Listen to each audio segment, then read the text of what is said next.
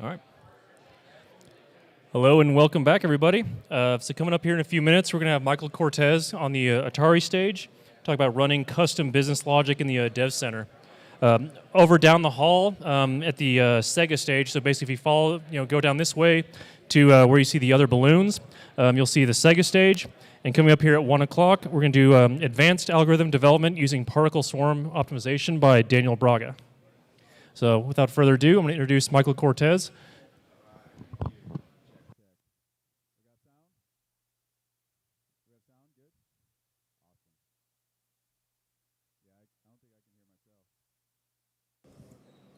Oh, the on button. There it is. Sweet. Katie, you run it from over there? Sweet. Okay.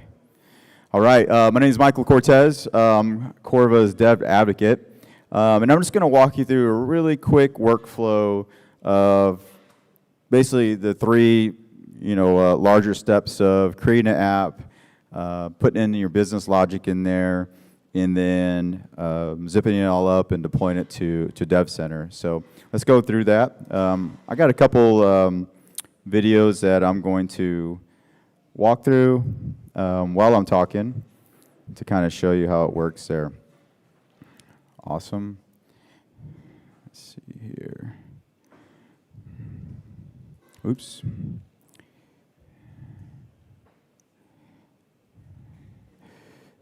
Close this out and this out. Yeah.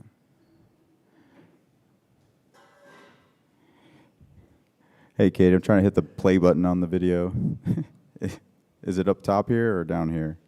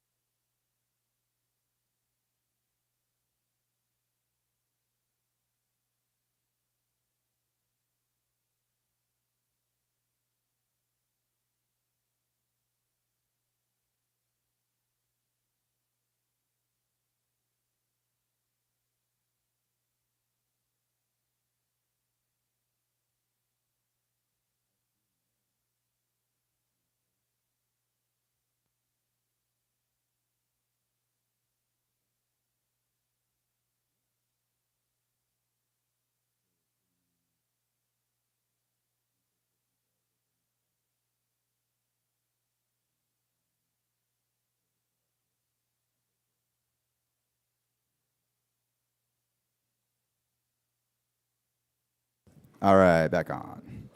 Cool. All right.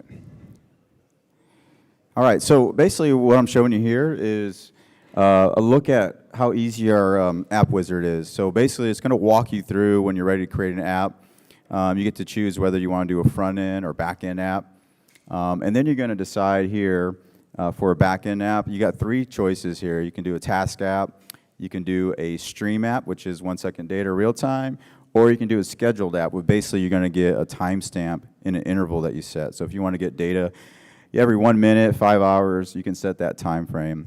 Once you do that, then it's going to take you to this window here, and this is where you're going to create the name, you're going to create the category, and you're going to select where it's going to sit within the App Store. Then after that, it's going to give you an option to create a custom data set. So this is where you can create something to put in your own data. You can name it, and then you can put in whatever description you want, and then you save it. And all of a sudden, you have a data set created in our MongoDB database.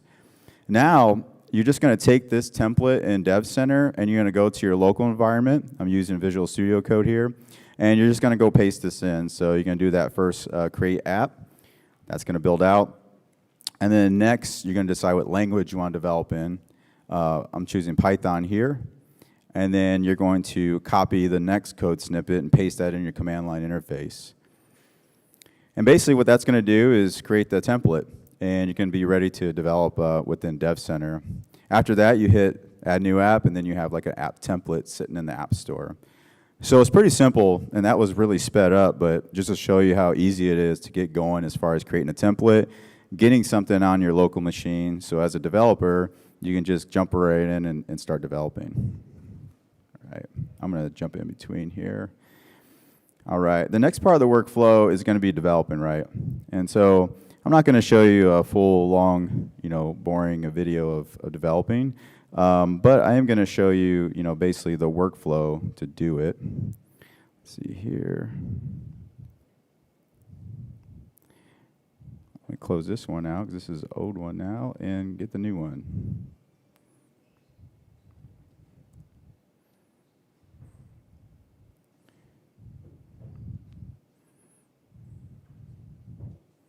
Give me 1 second here.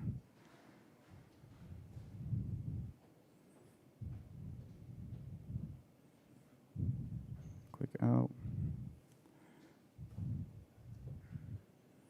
All right, Katie, I need you again because I don't know.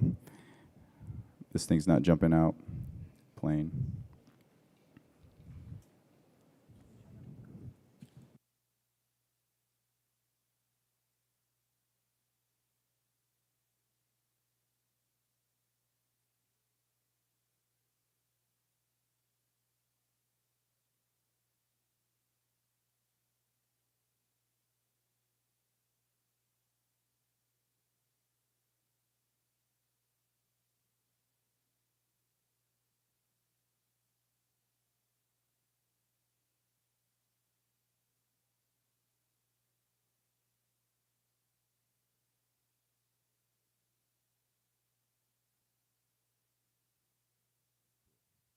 All right, I got my own tutorial here now. So improvising on the fly here, obviously. Let's see if get this video up.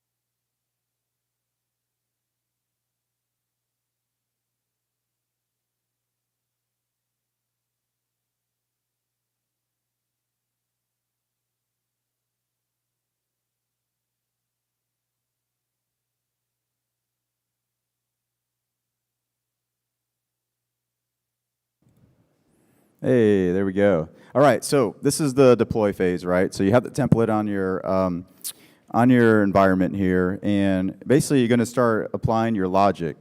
And I'm just doing some simple here. So with the Stream app, you get some events in there. So events, you can get like a whole record basically from our 1 second data, and you're going to call it.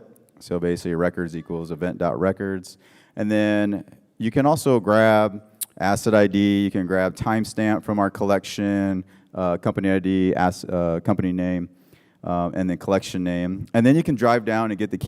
I got some algorithms you want to apply. You really just jump right into this template, drop it in there, especially if you've been developing in Python, maybe using a Jupyter Notebook or something like that. You can just come in and just apply your logic right into this Lambda handler, and then get going and pull in data from Corva stream right away, and then just start coding away. Once you go through here and this process of adding your logic, best practice is to locally test. So I'm not going to show you the full testing phase of it, but you're going to want to local test. You want to make sure your business logic is correct, you're making the correct calculations, you're getting the correct data in. So I really don't type this fast, I promise you.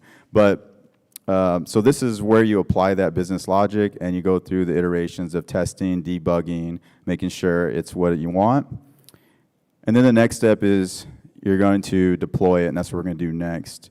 A couple things that I'm showing here too is it's really good to use our Dataset Explorer, so you can go and look at your own data to really look at, okay, like what are the values I want to pull from this collection, and what's their string values, and how I want to call those out and pull those in order to apply my logic. So we have a lot of tools in the Dev Center like this that you can go and look at different wells that you have with that data and all of our different collections with that data. So this is just WITs, but we have summary collections for 1 minute, 30 minutes, 6 hours. So you can look at all those types of data and say, like that's what I want to use, or maybe I don't need 1 second data. Maybe I can use a summary collection there. So, all right.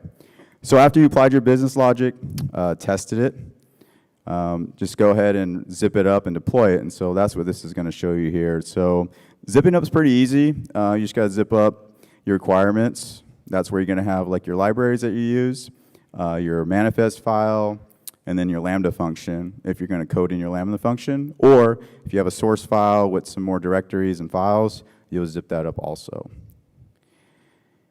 So you see here, I'm just going to zip it up. And once I'm done with that, I'm going to go back to Dev Center, and I'm going to deploy it. And so that's how you deploy your new code. So you see me here, I'm clicking through. I'm going to go find the app. I'm going to jump into the app. There's a view called versions, and so that's where you'll upload it, version it out, and then you're going to label it, whether it's a stable release or if you want to label it beta, you can do that. And that's just really for app management, and it's your choice there. In addition to that, we have a really cool visibility function here. So you can keep it private where no one sees it, or you can change that to a developer view, and a developer will be able to, only you and your team can see it while it's developing, but none of your customers can see it, or any user within your company can see it. And then when you're ready to deploy it out to all your users, you'll choose company-wide. And then that's where all users will have access to it within the App Store. So pretty cool feature.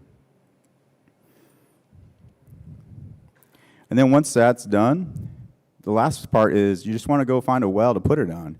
So ideally, you want to get a well that is active and it has a stream coming in. So something what has our WIT stream coming in where you have real-time data. So you tested it. No bugs in there. Let's go throw it on a well, and let's get some real data. So all I'm showing here is just the process of going into a well, picking an active stream, and then adding the app to the active stream. Once you've added to the active stream, then you're going to go check the logs, and you're going to make sure like there's still no further problems on that. And then you can also go and check your collection you created, and you'll start to see data populating in the Dataset Explorer. So in summary, that's pretty much it as far as the overall like 3 steps to Dev Center. So create the template, put it on your environment, start developing, test it, and then zip it up and deploy it. Any questions? All right. Thanks for bearing with us through the technical difficulties.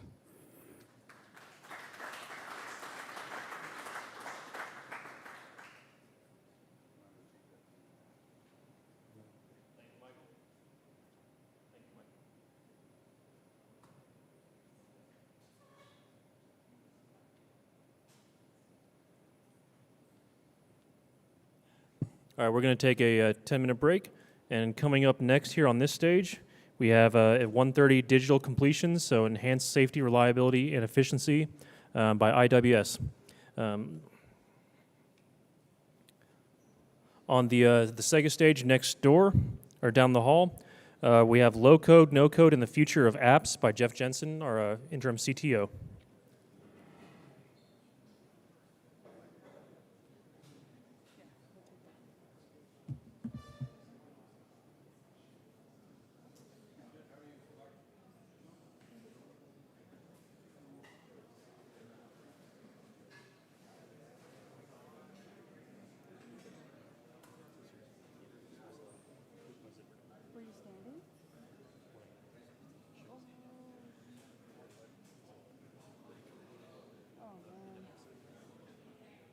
So sorry.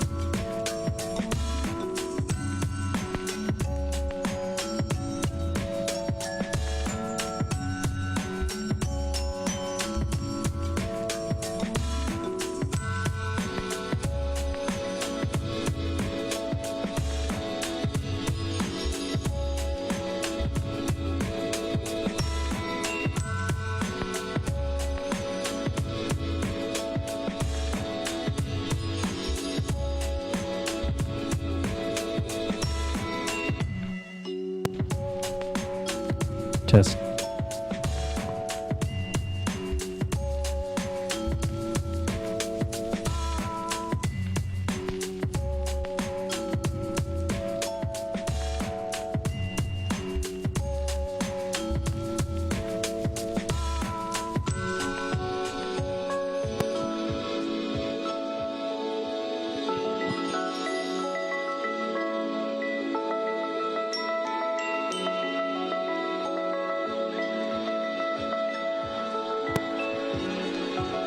Test, test.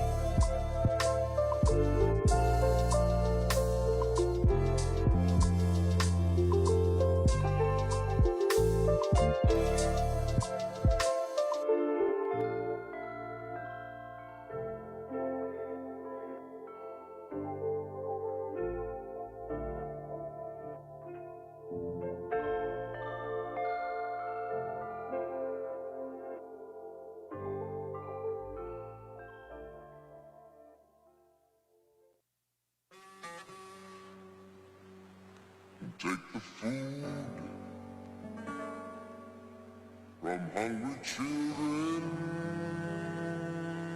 they won't cry.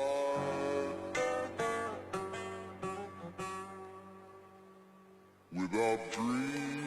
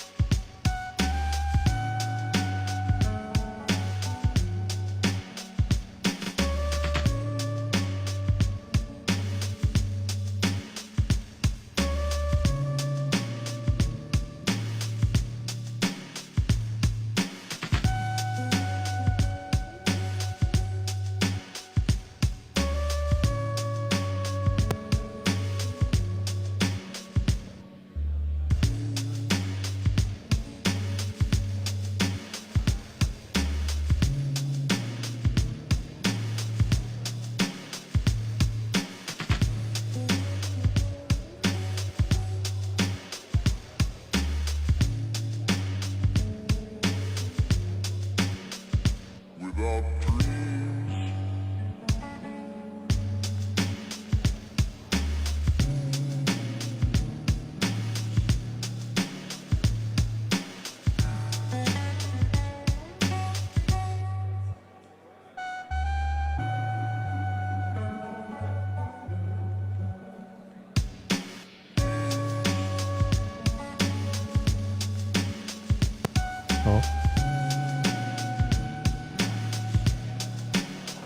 All right, the clock has about 1:30.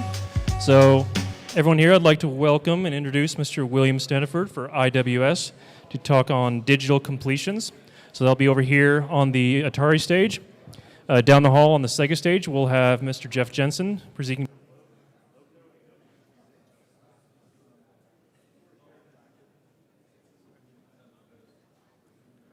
Yep.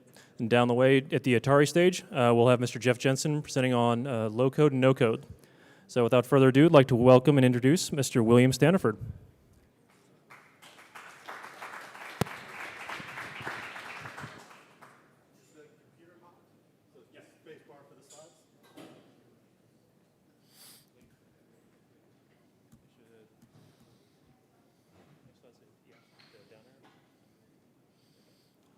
All right. Well, good afternoon. So appreciate you all joining me after lunch for a short talk here.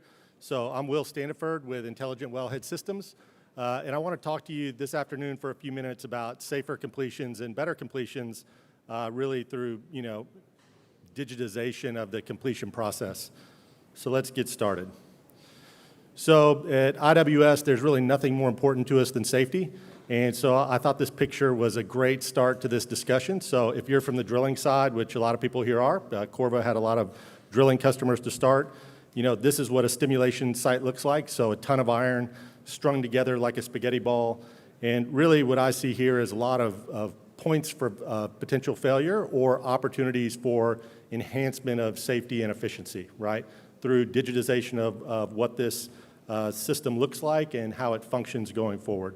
So completions probably isn't at the maturity level that drilling is, whether it's the digital infrastructure like the data we supply, or in terms of the standardization of operations. So in well construction, which I have a much longer background in than completions, pretty much we know what kind of vendors are going to be out there. The industry's gone through consolidation, and so you see a much smaller constellation of providers to aggregate and optimize. On the completion side, particularly in U.S. land, that is not the case. And so as this image conveys, there's a tremendous amount of complexity, but at the same time, there's a tremendous opportunity for optimization. So let's talk a little bit about Envision and Corva. So this is Corvacon, great event, pulling this all together, really driving the industry forward in terms of digitizing and gaining efficiency and optimization. So, what does Envision bring, or the Envision technology platform from IWS? So we really offer the operator reduced risk, lower completion cost, and improve uptime. And we do this through a few pieces of technology. We do this through valve position visualization, valve control, valve management through a business process management layer. And then we also collect data at the completion site, aggregate it, and transmit that so that it can be used in analytics and business intelligence. So on the Envision side, for the service companies, we also offer better performance, utilization, profitability. I'll show you a case study. But when we put well site instrumentation together with basically analytics and BI, you can see that there's a tremendous amount of value creation.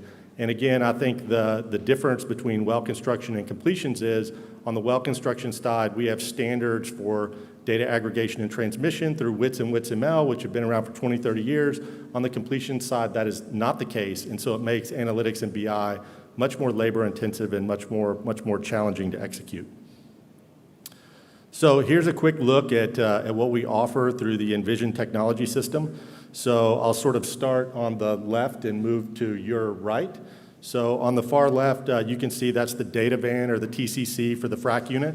That would be a data input source.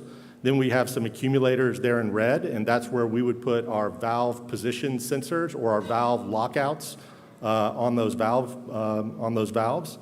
Then we have what you see labeled as the PCE HMI, but what I want you to remember today is hot dog cart. So when you think of Envision, you can think of the hot dog cart. That's what we call that. But it basically has the pneumatic lines and some of the intelligence that runs to our valve control sensors. Then there's a hub that has servers, edge computing, and our telecommunications technology. And then sort of on the right, you have the wireline truck. And we put the hub in the middle of this picture because you can see there are several pieces that need to be aggregated to make this sort of instrumentation and control environment come to life. So this system really prevents inadvertent valve actuation. So if you're not familiar with completions, the valves are typically actuated manually. There's a lot of valves. They're rigged up different every time, and as crews change, you can have accidental valve manipulation or incorrect valve manipulation that results in pinching wireline or high-pressure events that drive MPT. This system digitizes all the services into a common platform and also enables what we call a digital handshake. So with the Envision system, we basically distribute computing devices to the TCC, the wireline truck, and the company man. And what happens is when we go to change the stage of activity, each one of those parties has to enter a code or basically a control mechanism that unlocks the valves. And so the valves are basically prevented from actuating until they get through the business process management layer to unlock the valves. I'll show you a case in a minute. You might say, wow, that's going to waste a lot of time. It would be a lot faster if we could just run up to the manifold and actuate the valves. I don't want to waste time on safety. Why would I do that? But I'm going to show you in a few minutes that it actually helps the frac move along much faster, decreasing the well swap time and increasing the pump time. And of course, it ensures transparency between operations, so the wireline provider knows what the guy on the accumulators is doing, the company man's doing, what the TCC is doing, so it digitally brings these parties together to better execute their operations at the well site. As a side effect of collecting and aggregating all that data and making the controls implementation at the well site, it also makes a rich data set available for analysis offsite. And so on the left is a picture of basically an offsite screen. This is our screen, but a lot of our customers use Corva because Corva has this rich analytics and BI layer that can be layered on top of the data that we acquire, and that's really, really important. So we're really focused on the instrumentation and control at the well site. Companies like Corva are more focused on the BI and analytics that are associated with long-term efficiency and optimization. So I have a video. We'll see if it runs. I don't think it's gonna. I'll try one time, and then we'll move to a slide.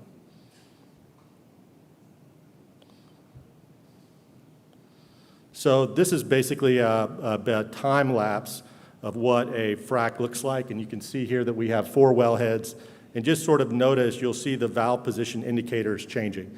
And so through our instrumentation, we have an electronic representation of each tree, and then we can see the valve positions being manipulated as they go along. Again, there are 2 pieces to this. One is basically a sensor that observes the valve position. The second piece is we can put a lockout on there to prevent valve actuation without the business process management tool. The third evolution of this that will be launched in about a month is we also have valve actuation technology.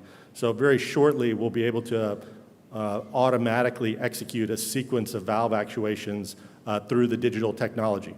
So right now, again, you can either see what's going on, you can lock out and ensure that when I do unlock that they execute the valves in the right order. In the future, you'll be able to push a button and actuate a sequence of valves that are compliant with your SOP to ensure that you executed the frac correctly.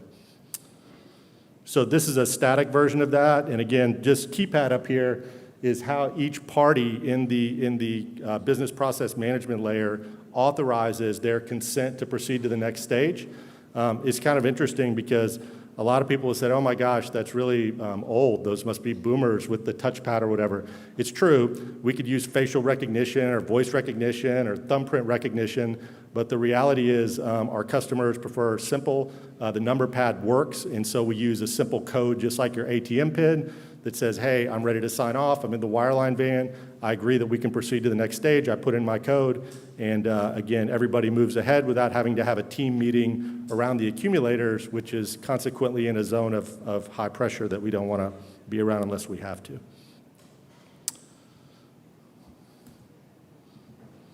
Try and get advanced. So here's a quick case study. From left to right, what you're looking at here is on the x-axis are days, so day 1 through 14. On the y-axis is time, and so these are swap times. And so the first grouping of 3 wells, you can see that the swap times were running about 9 minutes. So this is prior to implementing valve visualization and valve management. Once we adopted Envision, there's a training phase or a learning curve, like everything in oil and gas, where everybody gets used to using the pads to control the valve actuation and processes. And then you can see once we get to optimization, we're down to about 4 minutes for the swap time. So almost 5 minutes, over half of the swap time cut off through instrumentation and digitization of a control layer. And if you go back to the first picture I showed you for safety, remember these are very, very complicated operations. It's a lot for the human to remember exactly what needs to be done each time. The digitization of this process really removes the burden from the human, right, such that they're just executing like a checklist as they go along with absolute certainty that the computer is ensuring that there's not a mistake made and we don't have a high pressure interacting with equipment at the wrong place and wrong time. So digitization really adds value. It's not just about better control and sort of, preventing humans from making the decisions. Few quotes from operators. So again, one word, safety. That is high pressure equipment. I think we're all aware we're getting ready to go through another super cycle. The oil field, if you haven't been here very long, some of you haven't, I can tell by your young faces, others of you a long time, but we only have 2 speeds in oil and gas, basically stop and all out. So you were in the stop phase last year where nobody knew if we had a job and oil was going to be at 30 forever and our business was doomed. And we're currently about to enter the all-out phase where it's all green hats. I'm too busy to do anything. I don't have enough people. Pay is unlimited, but no time off is available for any of you. So I think during this time in particular, these types of digitization and automation technologies are absolutely essential to keeping our people safe as we upscale operations. We need the computers to do more work. The computers are very good at this kind of work. When we pair analytics from a company like Corva with controls and instrumentation from a company like IWS, you really get exceptional results out at the field location, which is what we're looking for. Haven't had a single accidental shut-in. Why? Because computers really don't make mistakes. If they do make a mistake, we fire the coders, like where did Antonio go? So we fire the developers, we fix the code, and then they never make that mistake again. And so again, once you codify business process management layer with your SOP, you can really sleep easy that the humans are not going to be able to circumvent that SOP without disabling a lot of intentional safety barriers along the way, right? So no accidental shut-ins. Recommend envision anyone that's on the fence. Yeah, you're recommending that someone saves money and improves safety, so it's a great combination. So this one didn't have. So let's just wrap up. Envision, we digitize the workflow. We have the instrumentation and process monitoring and process control on site for SOP compliance. We also basically acquire and standardize the high-frequency time series data.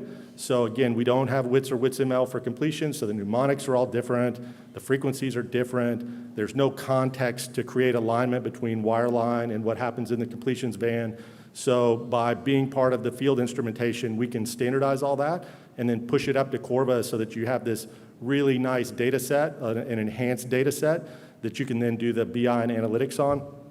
I didn't have time, I don't have the slide. So the reason we were sort of asked to talk today is we've recently built an app, which I have a screenshot of, but I can't show you because it's not on this one, so maybe find us afterwards. But our valve visualization technology, right, normally that's available at the well site through our systems, and you could also view that through a separate sort of GUI that comes with our system. But if you want to view our valve position technology or access our control technology through Corva's interface, we're using DevCenter to build applications. So if you're a Corva customer, you love their analytics, love their graphic output, now there'll be an app available that you're able to basically access the Envision technology through the Corva interface. And again, do all your BI and analytics there with some better visualization and tools from our instrumentation and process control. So about a week, I think it'll be out. Week, maybe 2 weeks. And with that, I'll take questions. That's all I have for you today. Go ahead. I think you touched on it there at the end, but is the goal to make it where you can actuate the valve within Corva? We could, yeah, we could. I don't know if that's the goal. I think from our perspective, it's customer-driven development. It's not clear as we come out with valve actuation where the control point is going to be to implement the actuation. So I think some customers will want to preserve valve actuation control hierarchy at the well site. I think other customers will want to remotely actuate the valves. I think from a technology standpoint, the Corva platform is very rich and capable. And so if customers want remote valve actuation or SOP implementation through Corva, that will be, I won't say trivial, but no problem, really. And the tablets and HMI on site, is that connected to a network that y'all provide? Or? Correct. So in the large, what we call the hub, there basically we're dealing with the telecommunications. We also have on-site servers. We also have on-site edge computing, which some of our customers run proprietary applications for offset well monitoring, hits, et cetera. So we basically are bringing the IT infrastructure to the job site, and then customers choose how much of the valve control, valve actuation, spooler, other things. But the hub is like the centerpiece we're bringing to the job location. Are you marketing this to the operators or to the craft service companies? So our primary engagements right now are directly to the operators. We also have strong relationships with wellhead providers, because wellhead providers are often asked to actuate the valves on the accumulators, and when they actuate them incorrectly, they get in trouble for that. So a number of wellhead providers have asked us to basically partner with them to provide our valve visualization and lockout technology with the wellheads. I think that we're totally open to talking to service companies how this fits in with their operations. From our perspective, those are all really important parts of the ecosystem. We just haven't, I would say we haven't gotten there yet. So we haven't approached Nextier or Halliburton or any of these companies about how we might integrate with them. Our customers are primarily the operators right now driving R&D and our commercial models and things like that. See a question in the back. Yes, sir. Obviously, this should drive a decrease of hands on location. And if so, what does that percentage look like? The second part of that question is, do your employees rig up the hardware? So the cabling, the sensors, all of that has to drive the data. Yeah, so I'll start with the second one. So this technology is operated on a lease model. So we 100% install, service, rig up, rig down, configure. All of that comes bundled in the day rate that is typically associated with our equipment. And there's a tremendous amount of work that goes into the design of service because, again, each frac pad is totally different number of wellheads. It was funny, we had a meeting yesterday, and there's some more well construction people like me, and we were saying, we had one guy saying, yeah, but there's only one accumulator per wellhead. And they were like, no, sometimes there's 2 or 3 accumulators per wellhead. And they go, oh, okay. But the accumulators are always less than the number of wellheads. And they're like, no, it goes the other way too. So sometimes we have 1 accumulator for 4 wellheads, or 1 accumulator for 6 wellheads. So again, this lack of consistency really lends itself to this sort of lease type model where we're bringing the expertise and the learning curve about how to rig all this up. The same with the telecommunications. Payson is a part owner of the company, and they've been a big partner. So they've really worked with us to help us refine our telecommunications strategy for ultra-reliable communications from the field locations. Also, in terms of staffing and service quality, they've been a big help to try and bring this up. It's just like the drilling side. So if you're going to be in the position of data aggregation and transmission and or control, we have to be ultra reliable. And so there's been a tremendous focus on making the digital infrastructure super reliable. And again, we look to our partners from Payson to really have helped us refine that in the business model. I think the first part of your question was about demanning. I think it's a great question. I think definitely this technology lends itself to demanning. The magnitude of the demanning is very operator dependent. So and if you have more questions about this, Mike Christo is at our table over here, is a great resource for that. But he, on some locations, for instance, they have 1 company man per 12-hour shift. So that's 2 people on, time off. Other companies run 2 company men on location per shift so that you can have 1 in the TCC and 1 at the accumulators. So definitely with valve position, valve control, you can likely reduce the number of company men on location. Now, I think the question starts to ask itself, can I reduce the wellhead hand that's running the accumulators? And through eventual automation, am I able to deman in other ways around the operation? I think so. My gut is we still have a lot of people with jobs associated with watching things that we could easily instrument, create as part of our aggregated data model, seamlessly push up to the cloud, and then you can have companies like Corva do all the BI and analytics for you until the cows come home on water, fuel, GHG emissions. All those sorts of things are really fairly simple to do with IoT devices.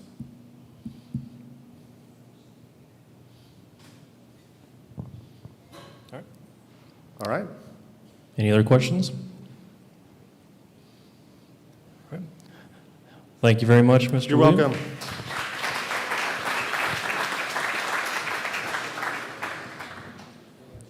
All right, we're going to take about a 10-minute break. Coming up next on this stage, we have Dr. Fahd Siddiqui on combining siloed data in real time. Also, a couple announcements down the way. I want to let everyone know we have popsicles down the hall. Also, we have a photo booth, so if you want to take some goofy photos with your friends or some of your new acquaintances, you're more than welcome to. We're going to have popcorn and pretzels here in a little while, and by all means, stay later. We have a little bit of an after party, so beer refreshments will be much later on. Also, we have a room down the hall for learning how to code in Python. So it'll be down this way, all the way to the at the end on your right. So if you're interested in learning a little bit more about that, we have some people on staff to kind of help you through that. And also over here in the Voyager room, which is the conference room right in the back of the room, we have some people to kind of talk through React JavaScript development. So if you have either back-end or front-end app, kind of coding questions, feel free to use those resources. Thanks.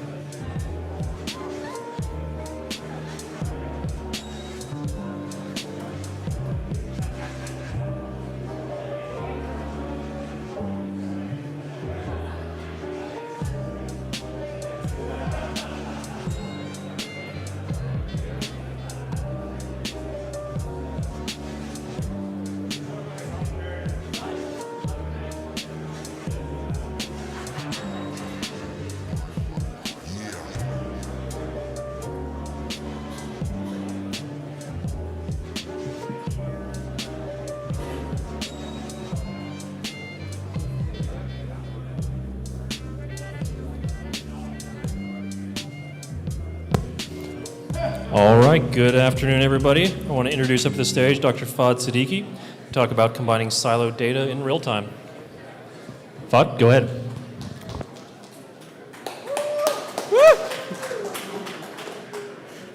All right. All right, thank you. All right, thank you. So my name is Fahad Siddiqui. I'm a senior research engineer here. My topic is combining siloed data in real time.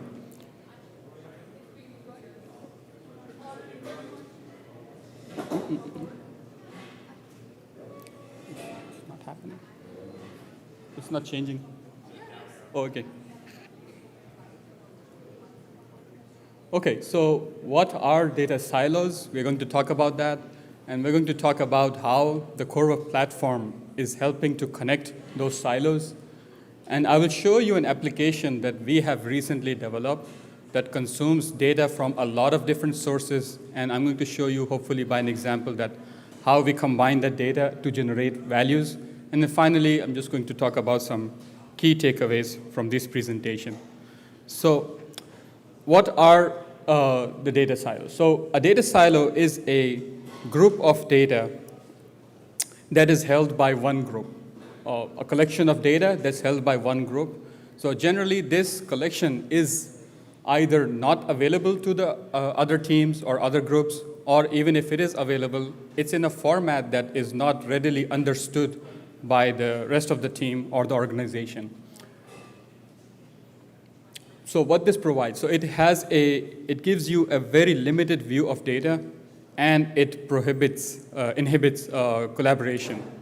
So it can also be like a waste of resources. Let's say our team stores data in somewhere, and then that other team is also storing the same data or some slice of it on their own storage. So that's another wastefulness of resources.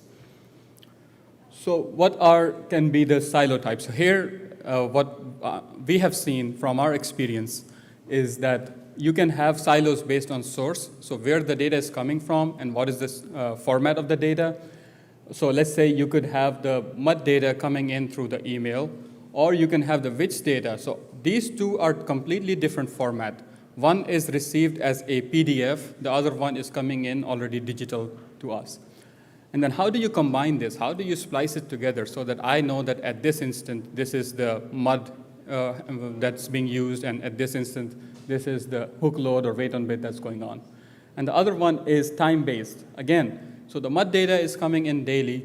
Your surveys are happening every stand, right? And then you have the WITS data that's coming in every second. And then we have some data that's coming in through WITS. But because it's being streamed from a downhole tool, it's not coming in very regularly. So it would be coming in maybe 1 minute or every 5 minutes, and so on.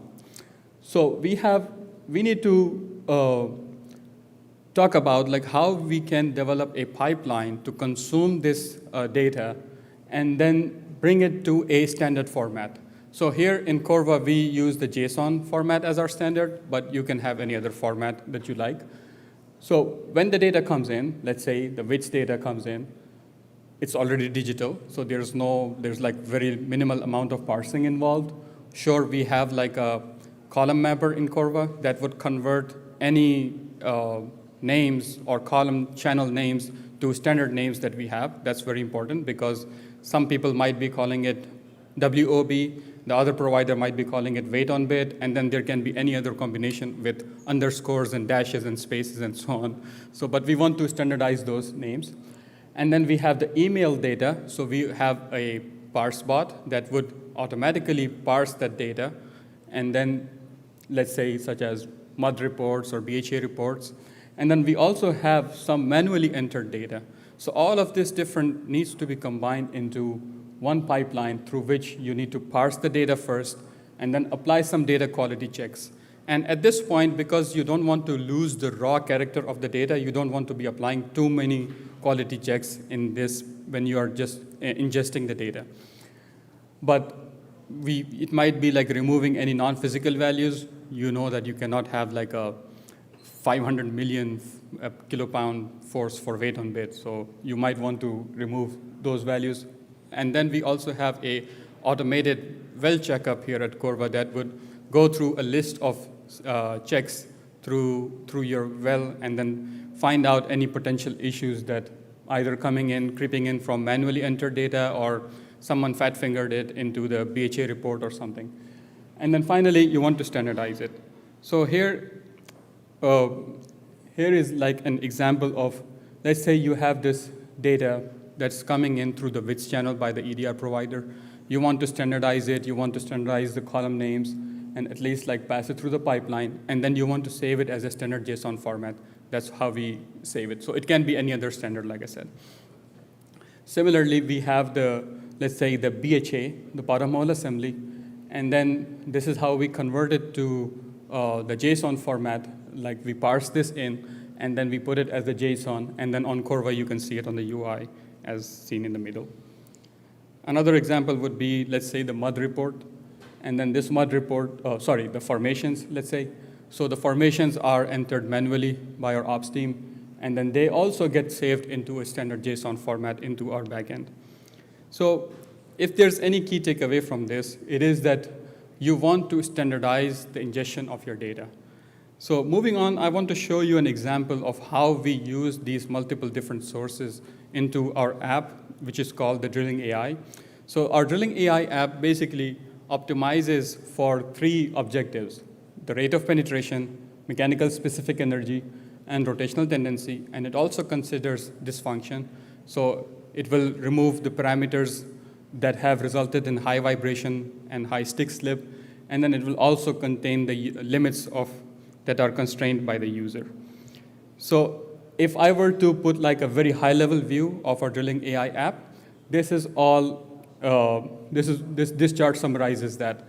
So on the left, you see the machine learning model that we developed for predicting the ROP. Now that machine learning model requires RPM, diff pressure, right? Those are coming in through your WITS channels. And then it requires the mud info, which is the mud report, right? That's coming in as a PDF format. And then you have the BHA info, which is also coming in as a PDF format. And then other drilling data is also required. I'm not, for brevity, I did not list down everything. And then on the right side, you see the filters. So you have the vibration coming in, and then you have the stick slip, and then you have the user-entered limits that we see. And then in the middle of it sits the optimization engine. So that is the piece that requires all of this data. And let's look at each of this piece one by one. So like I said, you have the machine learning model. It requires the WITS data, the mud data, the BHA, and the survey data, and then the formation data. And you have the MSE equation. Obviously, you can see the parameters that it requires, which is the BHA data, which is entered as the bit size, and also some channels from the WITS data. And then finally, you have the rotational tendency component, which requires the survey data to be present. And then here we have the dysfunction filters. So now, these dysfunction filters are actually coming in from 2 independent apps. So this one app takes the WITS data of vibration and then categorizes it as a high, medium, or low. And then this Drilling AI consumes the data from this. So you can see there was a raw data that was there, which was vibration. And then it went through this app, got classified, and then this classification is being used by Drilling AI. Similarly, for stick slip, we are using the well-known literature, ExxonMobil torsional severity ratio equation, and then we process it. And then you can see, feel that there is a frequency component to this as well, that the data that we have coming in from vibration, because it's coming from a downhole tool, it's not necessarily coming in at 1 second interval. It could, because generally vibration is of a lower concern than survey data, it would be sent less frequently. And then so we have a data that's coming in every 1 minute to 5 minutes, and then gets classified and saved as 1 minute frequency data. So just to show you, this is our vibration app that processes the raw vibration data and produces the classification for this optimization, the Drilling AI optimization to use. Similarly, we have this limits. So these limits are entered by the user for each formation, and also we consume it from the tools. So if you have the BHA, and then in the BHA you will have the max as seen over here. On the VHA, you will have the max operating differential pressure. Because it's automatically entered here, it's already in the standard format, we consume it. The algorithm uses that as a limit, not to allow the user to enter, for the optimization algorithm to go beyond that limit, and I will show you an example of how it works. And then at the top, you see that how the user can manually enter any limit for ROP, weight on bit, and all of that, differential pressure, and all of that good stuff. So, like I said, in the middle of it sits the optimization engine. Now, because like all of the data has been standardized, it can be brought in and it can be consumed. So we have the model that's sitting in S3, fetch it, and then we have the drilling information and widths that can be fetched from the standard JSON format collections. And then you can use the MSE equation to run all of this and process all of this data to find the optimum value that you have. So how is our optimization function? So our optimization function looks like that. So all you need to take away, the key takeaway from this slide is that you have the total objective function. You have the total objective function that is composed of the ROP predictions coming from the machine learning model, the MSE calculations coming from the MSE equation, and rotational tendency coming in from an independent app that processes the survey data. And then finally, you have this total objective, and then basically just showing you how, after all of that data has been consumed, how it's being used here. So you have the total objectives. The first thing we do, we apply the limits. So we just remove the ROP and diff pressure values that are beyond the limits. Okay? And then we apply the filters to remove away cells, the ROP and diff pressure values that have generated high vibration or high TSR in the past. So those are off limits. And then we find the optimum parameters, which would be a lowest point on this contour that you see. And then we put those as recommended parameters for our drilling AI. So the key takeaway really here is that because we have standardized this data, we have these several silos that we have connected together into a standard format. We are able to use them to create this value out of it. And like I said, it just makes it, the whole point of this should be to make it easy for the developers to use this data, to consume it. And then if you have source-based silos, then what you would want to do is you want to collect the data into a standardized format and make sure it's not being replicated elsewhere. And then if you have like a data frequency base, then you need to have like a more case-by-case approach in that case. Like we have MUD data, so if you have MUD data, then you would want to fetch the latest model.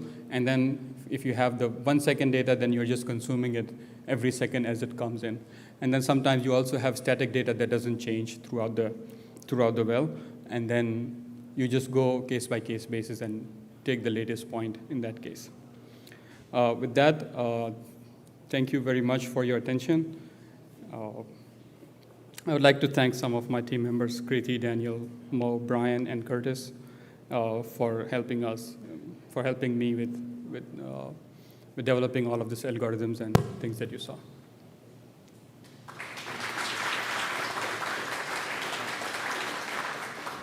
All right, let's open it up for some questions.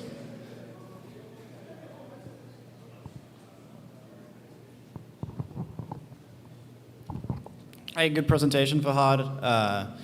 The data, is it usually grabbed with y'all's API from web-based platforms, or is it hardwired from some sort of PLC on location? So the question is like if the data is hardwired or if it's coming from a PLC.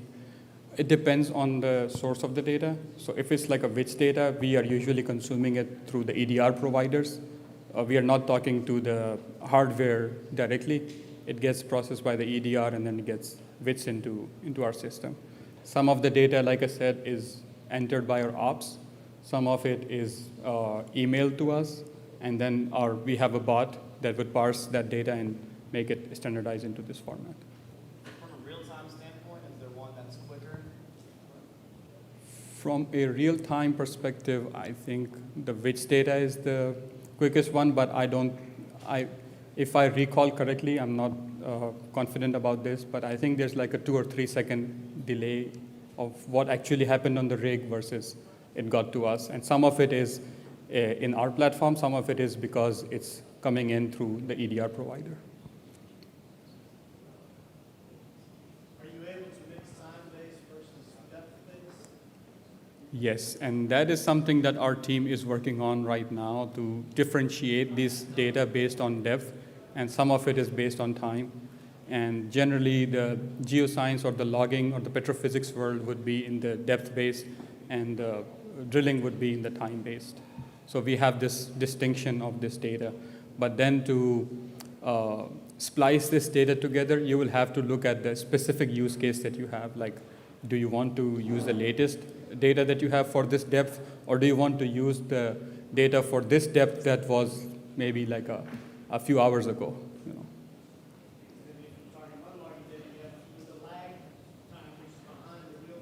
Yes. Yes.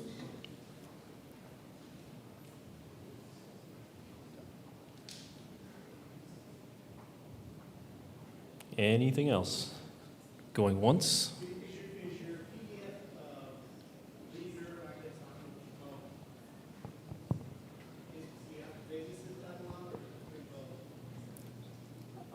We used to have a developer who was taking care of it. Now we have another person taking care of it. But I think from what I heard, in the beginning you had to babysit it. But now after like going through a lot of edge cases, it got smarter. So.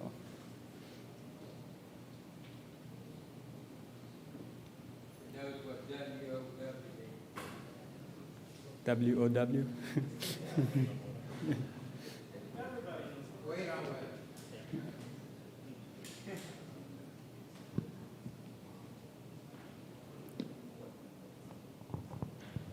Good deal.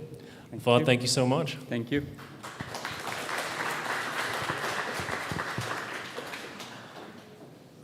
All right, so coming up next here, 2:30.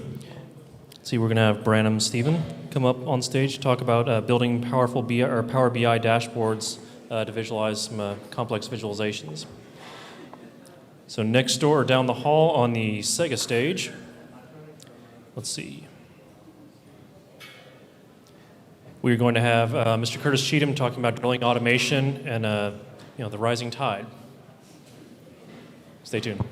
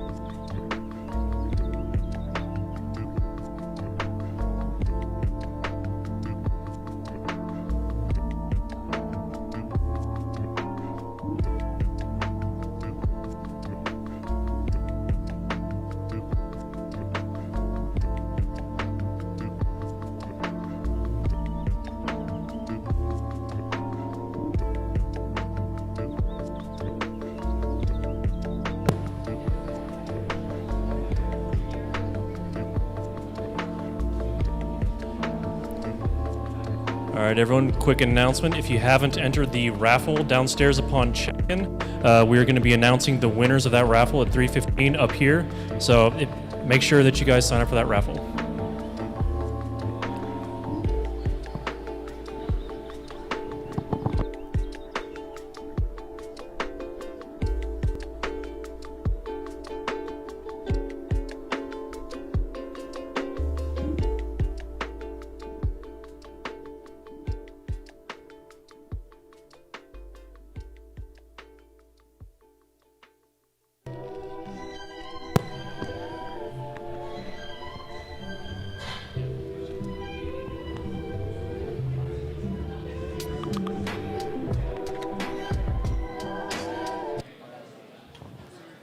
All right, coming up on the stage, we have Mr. Branham Stephen with Corva to talk about building Powered BI dashboards for complex visualizations. Branham, take it away. Can everyone hear me okay? Sounds good. All right, so for those who don't know me, my name is Branham Stephan. I'm the technical services lead here at Corva, so I handle different aspects of ops automation, as well as various API support and more technical questions from our customer base. Today, I'm going to be going over building Power BI dashboards for complex visualization. So, like I said, the goal here is that we want to create a Power BI dashboard, and we want to be able to pump that into Corva. So we're going to achieve that by utilizing Corva's REST API to power said Power BI dashboard, create the visualization, and then I'll show you guys what the end product looks like. So the first step is gathering data. So we're going to gather data from Corva's REST API. You might be asking, why would we do that over, say, other data sources we might have available? Well, for starters, as Fod had previously mentioned in his presentation, by utilizing Corva's REST API, we're cutting down on our data prep time, as well as getting data from a consolidated data source. There's a quality control team who oversees all of the inputs on a real-time basis, and our API language is actually quite expressive, meaning utilizing things like MongoDB aggregations, we can actually get a lot of data manipulation done before we even load it into memory into our local instances. Lastly, Corva's REST API is language agnostic, so it's great because if you have a developer working in Java, one working in Python, you can still issue the same queries to Corva. So when it comes to getting started with Corva's API, you're going to need one thing before you do anything else, right? And that's setting up your authentication. That can be achieved by utilizing time-expired JWT, JSON Web Tokens, which is what I would say is our preferred application method. And a lot of your Dev Center applications, you're typically going to have this JWT. Now, if you're doing things like more server-to-server communication, you might utilize something called an API key that doesn't have an expiry date. For resources on getting started with the Corva API, just feel free to ask me or your customer success manager, and I can provide you with some documentation, an example notebook, and also just answer general questions for you. But that's kind of outside of the scope of today's lesson.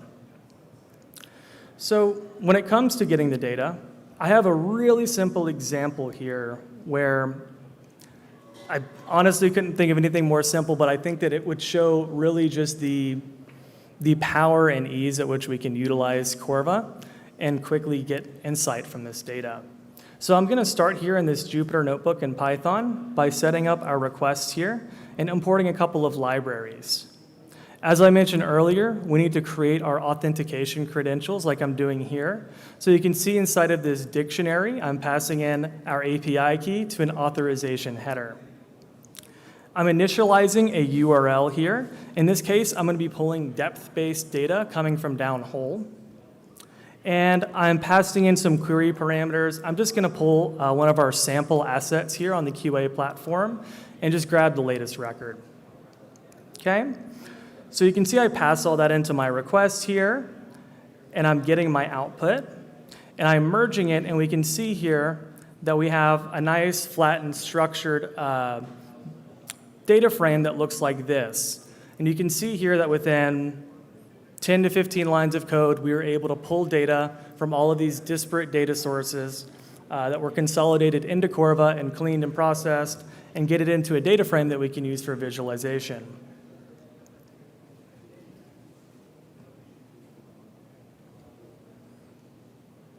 So now we're going to talk about Power BI. In general, in this example, I'm using Power BI, but it's important to note that using Corva data isn't limited to any sort of particular business intelligence tool. It could be Spotfire, it could be Tableau. We use Data Studio some for some internal things. I'm just using Power BI for the sake of this demonstration. Now, we could upload this Corva data in multiple ways, right? So you could do something like what I did earlier, where I scripted something and then just saved some data to a CSV. That's one option. What I have done internally for some of our applications is actually directly embedded REST API calls into these dashboards in order to load data on demand and always keep up to the real estate. That's a little bit more complexity, but I definitely recommend that approach for maybe more productionalized setups. Another option that a lot of our customers follow is SQL warehousing or data warehousing or whatever data source database type they're using. So we do have different customers who might be streaming from data using Dev Center or just even short polling the API, storing that data, and then using that for their business intelligence tools as well. The beauty of using a business intelligence tool, though, is that not only can we take advantage of all of this Corva data that's been cleaned and processed, but we can also leverage that with external data sources such as downhole tool data, various internal reports, and things like that that maybe doesn't currently exist inside of the data platform. And I mean, let's be honest, using a lot of these BI tools is pretty nice and convenient, right? Usually no coding is involved in a lot of cases, and you can get to a prototype very quickly in which you could maybe push that to a dev center as a more permanent solution down the line. So now I'm going to introduce this. This is like a proof of concept application called Fetch URL on our testing platform. But really the whole purpose of this is to show how easy it is to integrate all of these other tools with the Corva platform. So in a very short amount of time, we were able to create an application here that allows, that allows the pasting of a URL into this application, which then embeds the iframe itself inside of a Corva dashboard, which is then interactive. So what I want to show you guys here is I know that I went through the process of pulling data. I want to show you this just really simple dashboard visualization. I know it's nothing necessarily super pretty, but I just want to prove the concept here that we were able to pull data from Corva and create a visualization here. In this case, we have gamma ray and ROP versus measured depth from one of our visualizations. So if I go here to this Corva dashboard, we can see that I was able to embed this Power BI visualization here and put it alongside some of the other Corva applications as well. So it behaves just like any other native Corva application in that we can resize the containers, we can share said dashboard with certain users and not others. For example, we could share it to whole business units. And we're not even just limited to Power BI like I mentioned. In this example here, we actually we took some of that other sample data from our pre-processing step, and I actually pushed that to a Data Studio dashboard that we can see here. So after grabbing this visualization, I was able to utilize that embedding code here and embed it. And we can see, if you can see my tooltips here, everything is completely interactive as if we were utilizing the application natively in its environment. So by utilizing tools like this that Dev Center provides us, we are able to incorporate multiple external business visualizations into Corva. And it's actually very simple. So if I go here to my dashboard, so after all of those steps, I preloaded my dashboard, and I just go to File, Embed Report, and I just grab that embedding URL. And then I would paste it right here, and then I can fetch it. It does take a second to load sometimes because it's a lot of visualizations and data, right? But same thing here with my Data Studio. So I can go here to File and go to Embed Report, and I can just grab that URL. And then what we're left with is this tightly integrated application dashboard in which we can utilize external resources as well as Corva resources to consolidate all of our visualizations and improve our internal and external analytics. So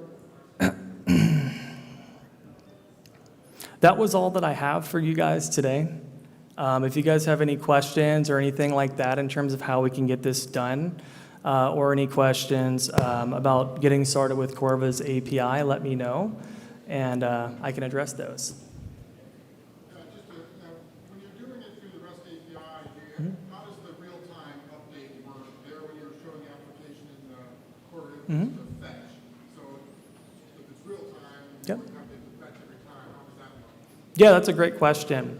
So technically, that is a limitation of a lot of these business intelligence tools that I've seen is they typically don't update in real time. So that would require some refreshing, right? So like hypothetically, if it were connected to a data source that is readily pulling Corva's API, or let's say you created a Dev Center subscription application that may be posted to your own internal data sources, as long as it's updating in real time and the underlying data to the dashboard is updating in real time, it should update anytime it should be up to date anytime that you have fetched or refreshed the page, right? But that also just kind of depends on how you've set up the dashboard itself, because a lot of these dashboards aren't going to be able to connect to a real-time subscription in a way that like a Corva dashboard would. But that's a great question. Go for it. Sorry.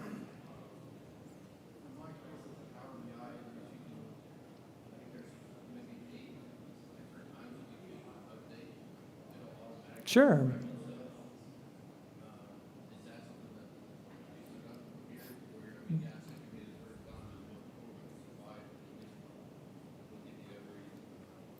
Yeah, it was. I think I heard 90% of that. Yes, I think so. It kind of same as the first question. It really just kind of comes down to how the dashboard is configured, right? So even then, I know that there are certain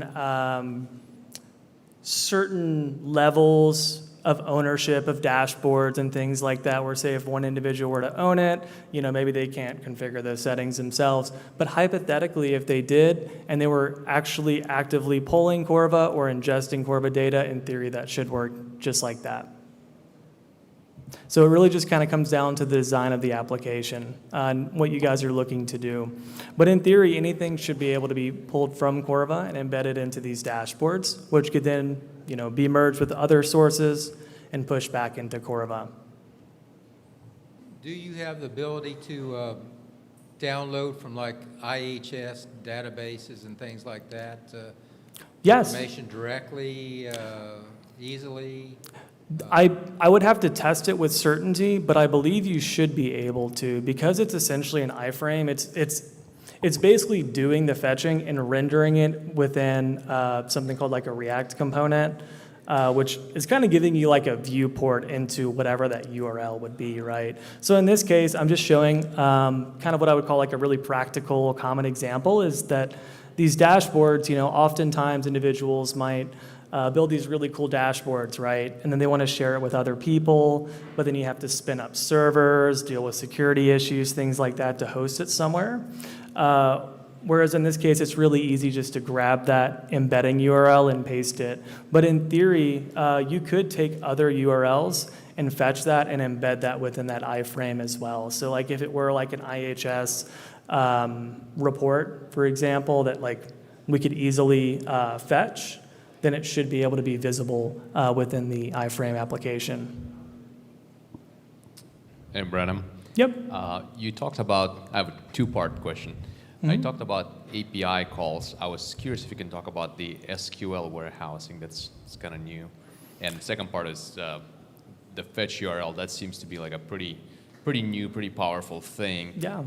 Having the ability to go outside of Corva to bring in an app or a dashboard. Maybe what are the limitations though, or like how much would you want to try to bring in, or Yeah. Maybe you can comment about that.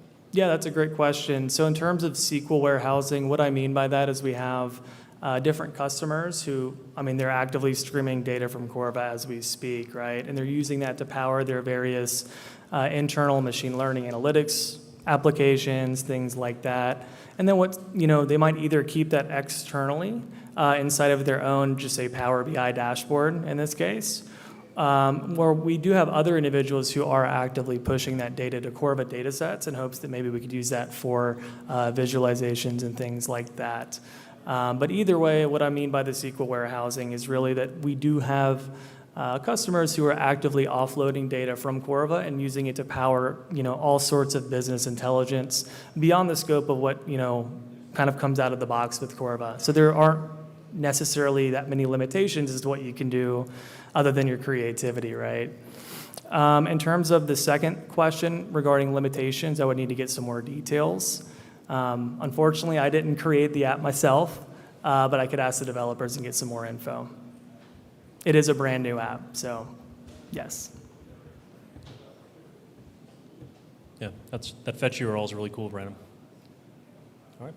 Any other questions for Mr. Brandon? All right. Good deal. Well, thank you, guys. Thank you, sir. All right, so we're going to break until about 3 o'clock. We're up here. We're going to have Mr. Sai Yalamarty and Mr. D.P. Joshi from Corva to talk about building smarter alarms and alerts to solve safety and performance. Also want to remind you again about the raffle we have. We're going to be calling it about 3:15. So if you haven't entered into the raffle downstairs when you came in, please make sure to do so. Also, we have tons of drinks, snacks, etc. over here. We also have some adult refreshments that have begun to populate our refrigerators. So if you would like to partake, by all means. And let me see what we're doing on the next stage.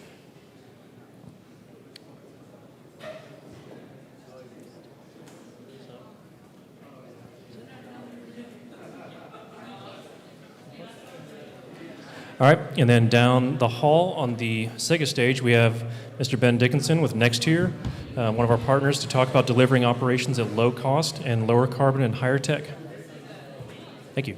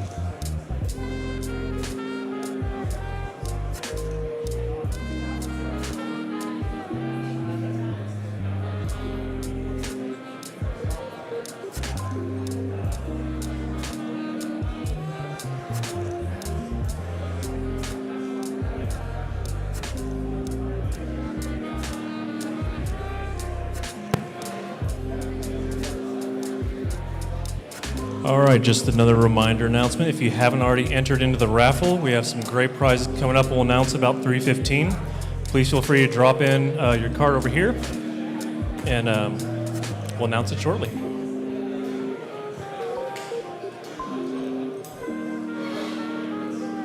Also, if you hadn't had any of these popsicles, this taro is really good. Completely surprised by it.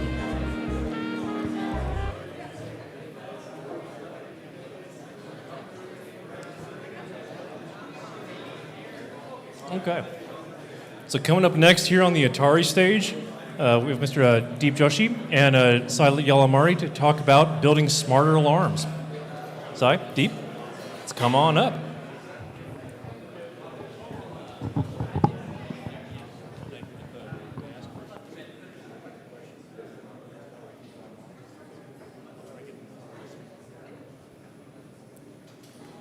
Good afternoon, everyone. Welcome to a session on building smart alarms to solve safety and performance issues. I'm Sai Alamarti, Senior R&D Engineer, and along with me I have Deep Joshi, another R&D engineer here at Corva.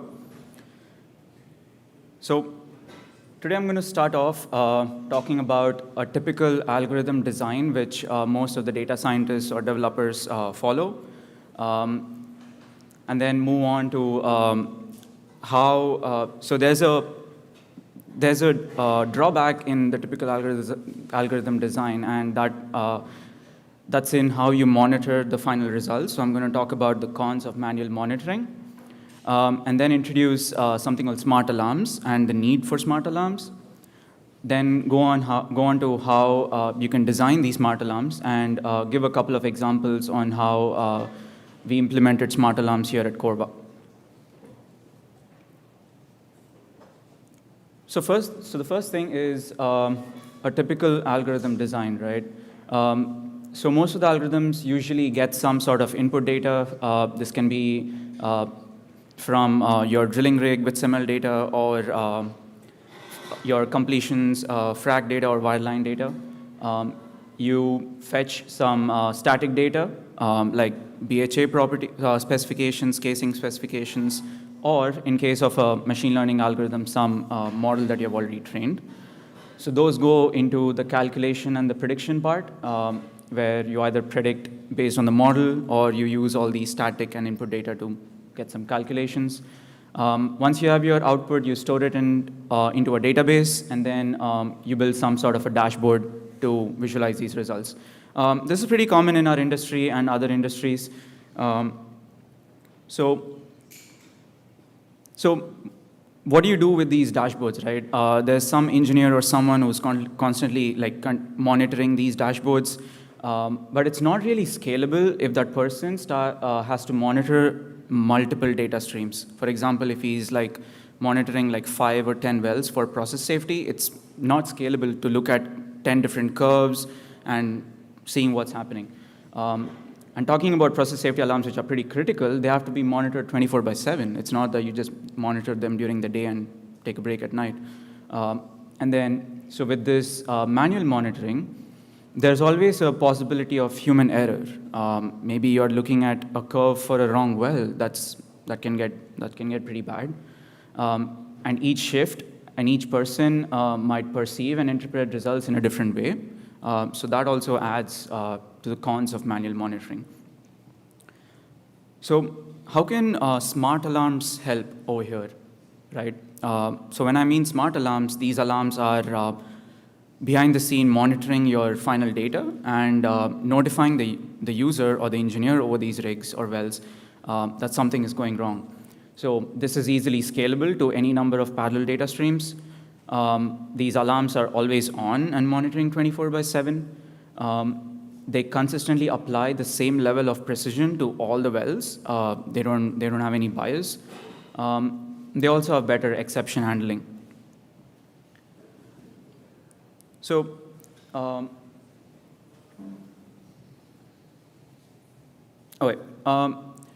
now when we have these, so that's what I already covered. So moving on to how to design smart alarms, right?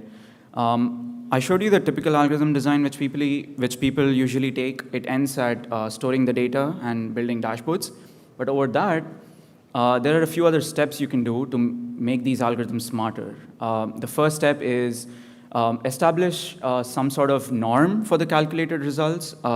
By norm, I mean some sort of expected baseline or some sort of expected range of values that it should be there, right? So those can be thresholds, some sort of trend lines, or they can be model predictions. Over here, I have a couple of examples.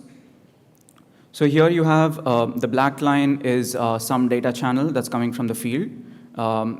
And then we have our upper and lower bounds, between which it's good, but if it exceeds the upper bound or falls below the lower bound, it's a bad thing. Instead of the human manually monitoring this all the time, the algorithm can automatically alert the user whenever it breaches any one of these bounds. Another example is for trend lines. So the same data curve, based on like a physics-based approach or a data-driven approach, we know that it should follow the dotted line, the trend line. But if it starts deviating from the trend line and exceeds by a certain amount, we can get another alert. So basically, the algorithm must automatically determine these norms based on the current operation that's going on the field from real-time data. In drilling, this can be automated rig state. Like if you're tripping, it could be a different threshold. If you're drilling, it could be a different threshold. And then once you have those expected values, the smart algorithm, automatically compares the calculated results with these smart thresholds and notifies the person in charge that something's going wrong. So moving on to a couple of examples of how we built a base algorithm and how we made them smarter here at Corva. The first one is an overpull detection. So the base algorithm, it uses real-time drilling data with SML coming from the rig. As you can see here, we have some of our traces. The white trace is the hook load value. And on the left, you have the block height. You can see that they are tripping. And if you can see the bit depth, they're actually tripping out of the hole. So the base algorithm captures these hook load values on the right and calculates a pickup value for each stand, like a baseline pickup value, right? What you can do in the next step is you can compare the real-time hook load with the baseline and see if you have exceeded the baseline by, say, 20 or 30%. As you can see on the top, the first stand that they pulled out, the baseline was 172 kilo-foot-pound. And the next stand that they were tripping, it spiked up to 224. So that's more than 30% over the baseline. So instead of someone manually monitoring every stand that they're picking up, the alarm can automatically trigger saying, like, hey, you increased your hook load by more than 30% compared to the baseline. So it's automatically notifying the user. So the simple algorithm just captures the pickup values. The advanced algorithm builds a baseline and then compares the real-time value. This can be made even smarter by incorporating other operational concepts like breakover hook load. So every time you pick up you start picking out of slips, you see that the hook load rises up and then slowly breaks over the friction. So you can incorporate those into the algorithm to make it even smarter to avoid false positives. So that's the overpull example. We have some more process safety examples, and I'll welcome Deep to go over those. Thanks, Sai. So another great application of smart alarms is to detect kicks. Traditionally, one of the ways kicks are detected is by monitoring monitoring the trip tank volume, identifying a starting reference point, and if the volume exceeds by more than a certain amount, to alert the rig that that might be a kick. This can be easily automated. One of the ways we've implemented it is by identifying static and dynamic thresholds that we apply to see when to start the calculation and identify when the trip tank volume goes above that limit. In the tracks here, the red curve is the trip tank volume, and the blue curve on the left is the active bit volume. There are several things that can happen during an operation that might affect the reference volume that you select. One of them might be the pipe movement. As seen here, there was a the rig was pulling the string out of the hole, as denoted by the red section right here. That affects the bit volume that you might use to reference in a kick detection algorithm. We use this as one of the exceptions that we can use to let the algorithm know, hey, don't select this as the reference, let the trip tank volume stabilize, and then use that as the reference. Another thing that might affect this referencing is transfers. During the drilling operations, there are frequently transfers from active tank to trip tank, or there are transfers from different tanks to each other. If we don't allow the alarm engine to identify this activity and not use those values as references, it might throw false positive alarms quite frequently. So we use this specific activity to identify trends in the active bit, trends in the trip tank volume, and with the thresholds, we let the algorithm know, hey, this is a transfer. Don't use this don't throw a false positive, or don't use this as a reference. And we allow for the trip tank volume to stabilize before it throws an alert.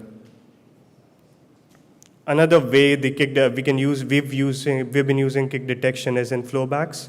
For pump flowback, traditionally the drilling engineers would look at flowbacks for the current cycle and compare it with the valid flowbacks from previous cycles to see if there has been a gain in active or trip tank.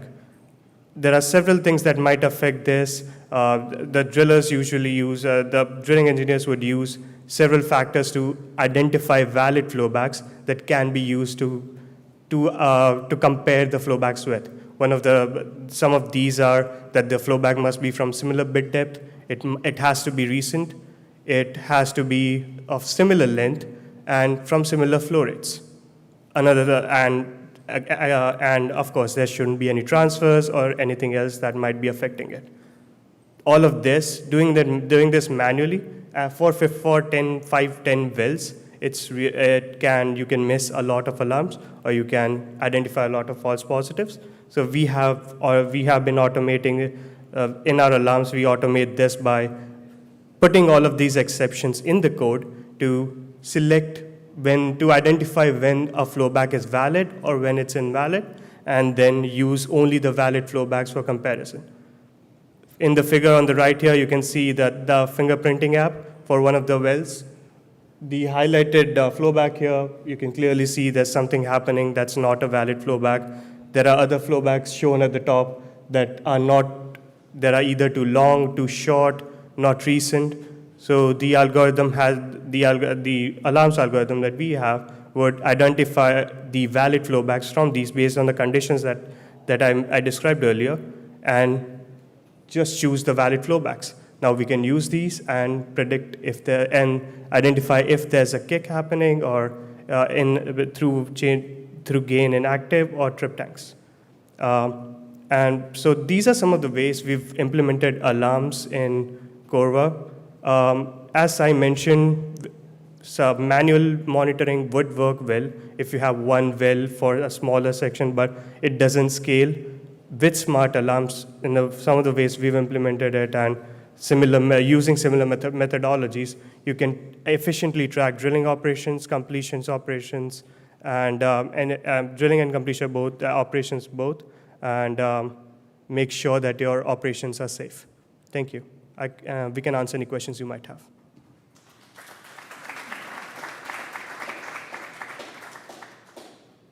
All right, questions from the audience?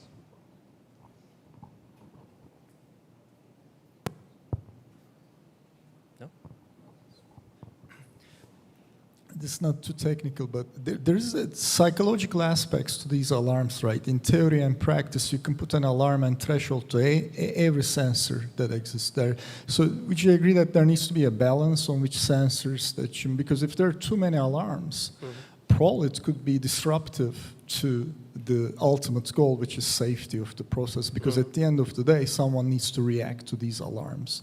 In that sense, how do we determine which sensor to monitor and which sensor to put those thresholds?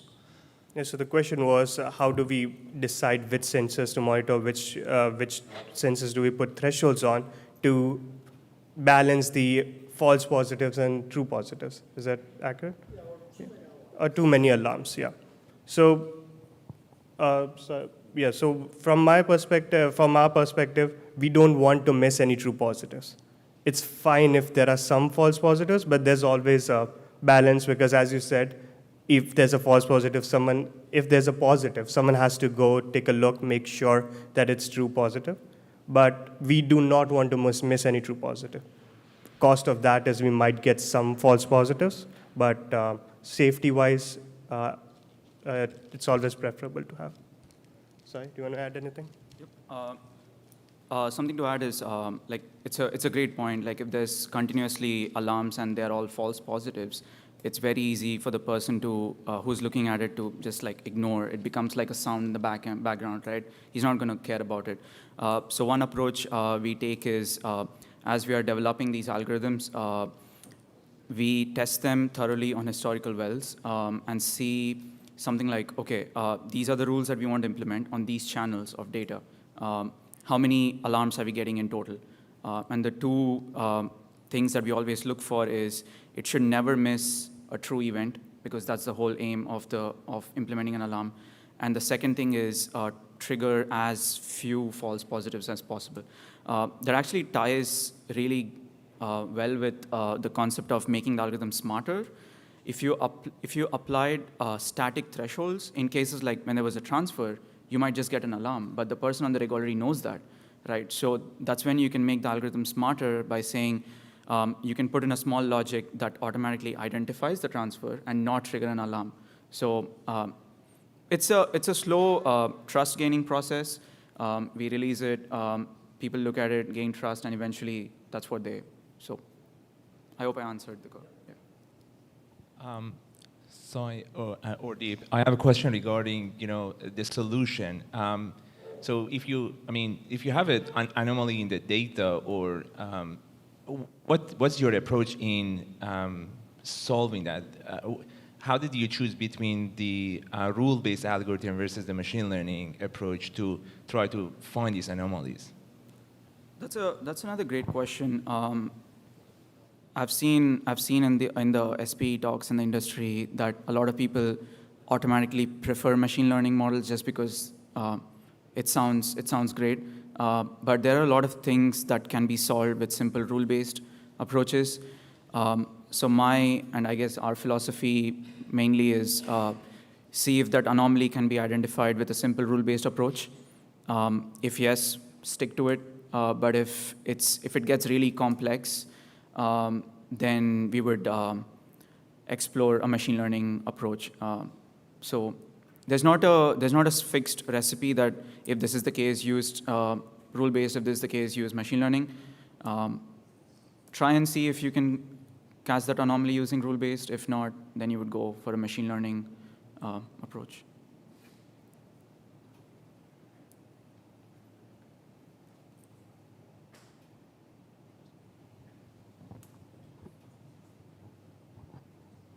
Is your approach to create all the alarms, or if there is any way from me as an user to be able to create my own alarms. So the simple answer is no, we don't want to create all the alarms. With the current system in place on Corva, you can go in and set simple static thresholds on any channel that's coming through with SML. Or you can also set static thresholds on like some of the calculations that we are performing, like torque and drag and hydraulic calculations. You can set static thresholds. But if you want to make them a little smarter, like change the threshold based on operation, that's where you would put in like smaller logic. So I guess that fits greatly into Dev Center, where you can consume the hydraulic or torque and drag data, and then based on what's happening with your rig state, or maybe it's a case, they're running casing, maybe they're tripping drill string, then you can adjust your threshold and then apply. So if you have simple things, you can just use the alerts engine. Yes, you can create your own alerts. But if it's a complicated thing, you can build a small logic in Dev Center. Again, you can do it yourself. Yep.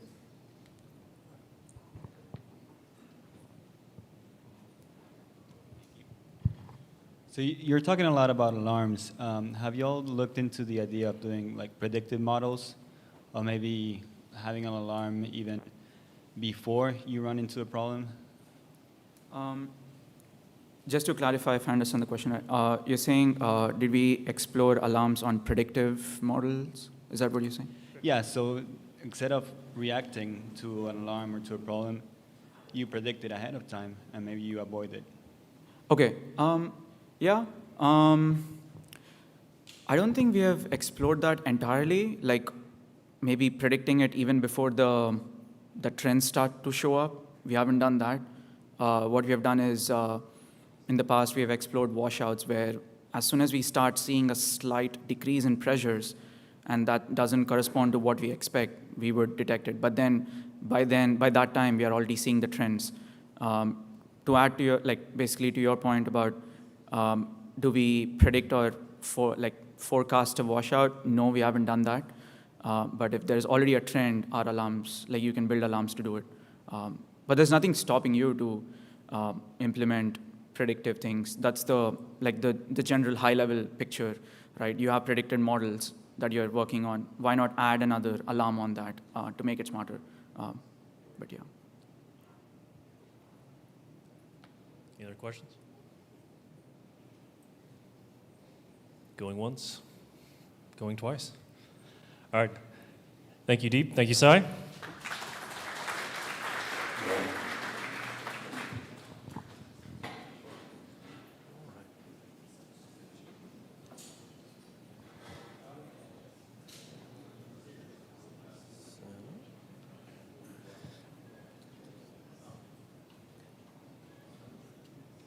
All right, so coming up next at about 3:30, we're going to have Mr. Greg Payette with ExxonMobil talk about the open source drilling initiative on this stage.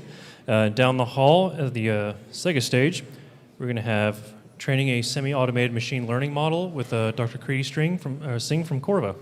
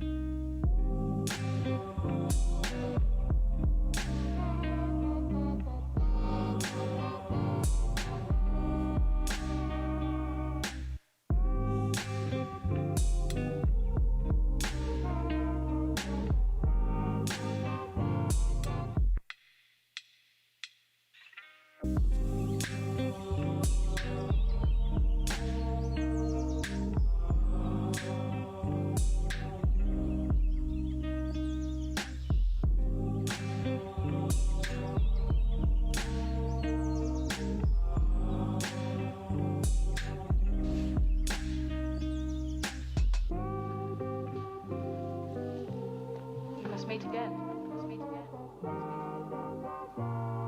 Yes.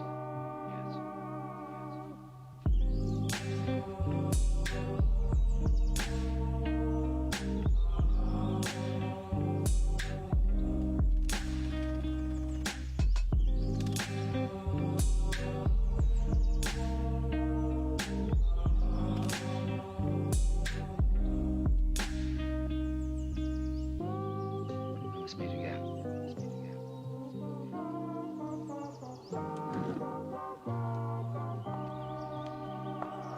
I told them all about you.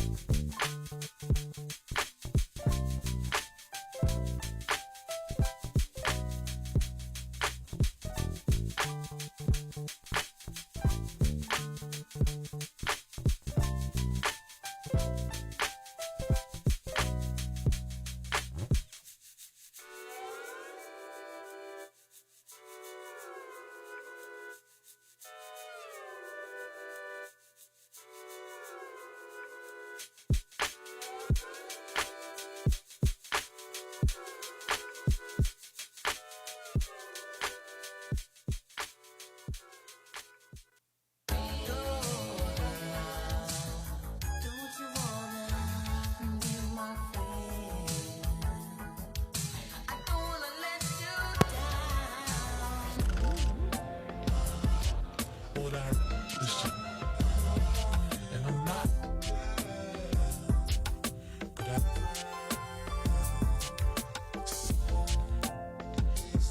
and for that, listen. And I'm not. But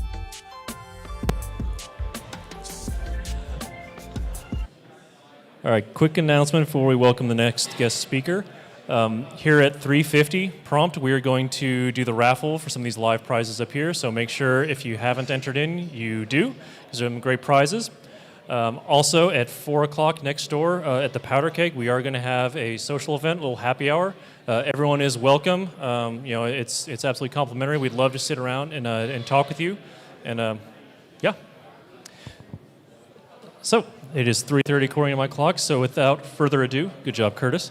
You can put in as many as you want, Curtis.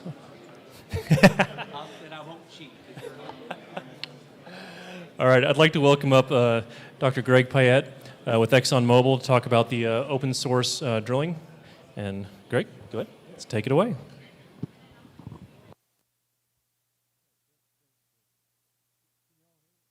All right, how's that? We're good? All right. Well, thanks, Chris. I appreciate the intro. And I guess before I start, I got to say thank you to Curtis for reaching out to me and Corva really in general. I feel really honored that you reached out and asked me to participate today and give this talk. Also need to thank a few other people. Paul Pastusic has been a major contributor to this effort. And one other person that I need to thank as well before I get started is Roman Shore at the University of Calgary. Somehow I did not get his name up here on the title. But I'll be talking to you all today about creating an open source drilling dynamics modeling community. And so what I'll be describing is something that we've been working on within the industry for a few years now. And so basically, our objective is to form a coalition of industry and academic leaders to encourage the use of continuously improving world-class models. And some of the key efforts to date that we've done in the last really year or so, we've set up a repository for source code, and we've started to establish benchmarks and documentation for creating and submitting models. And we've also started producing documents around coding standards, and we've brought in a number of SMEs that will be part of a review process as we move forward. So the effort, I've got another slide that goes a little bit more into the history, but this really got started 2 or 3 years ago. We've got an SPE subcommittee within the Drilling Systems Automation Technical Section, or DSATs, within SPE. So it's basically the open source modeling subsection. And so that's basically where this is all stewarded. So we're basically looking to build open source drilling dynamics models. And another key to this too that I mentioned on here is the importance of data. So we also want to be able to build a community where we can openly contribute and share data so that models can be validated against field cases. So with that, I thought it might be helpful to give a quick overview of kind of the history of open source, and I'll just hit on a few things. There's much more to the story than this. I think if you go back to the early days of computers, and say like in the 1960s, I think what you would find is a lot of free sharing between industry and academia with a lot of source code. I mean, this is back to the days of punch cards and those sorts of things. And I think this model really started to change somewhere in the 70s and 80s. And a lot of it, I think, was driven by the relative cost difference between hardware and software. So it was around this time that you started to see just dedicated software companies that were, and the cost of that was very high with respect to the hardware cost. And so the result of that was basically proprietary software that people used on their computers. So if you go forward a few more years into the 1980s, you've got the establishment of something called the GNU Project and the Free Software Foundation. So this was a response by a number of individuals to this trend towards proprietary software. And the initial objective of this foundation was to build kind of a free operating system that anyone could freely use and modify. So in the early 90s, I think that objective was met, and that was met really with the release of the Linux kernel. And so if you look out at the landscape today, there are tons and tons of operating systems that at their heart run the Linux kernel. If you look across servers, it's really high. It's over 90%. So as we keep moving forward in time, there was the Netscape source code release, and this coincided with something called the Open Source Initiative, which I think my understanding is it's a nonprofit, and they maintain what they consider the definition of open source. And this was actually when open source was actually coined as an actual phrase. Some of it was, my understanding, a little bit of a pushback towards some of the earlier things where the focus was more on the ethics of making things open. The open source initiative was more around practical business models for why you would want to open things up. So after that, distributed source code version control software kind of came out. I think Git is one of the big ones. GitHub is really ubiquitous at this point in time.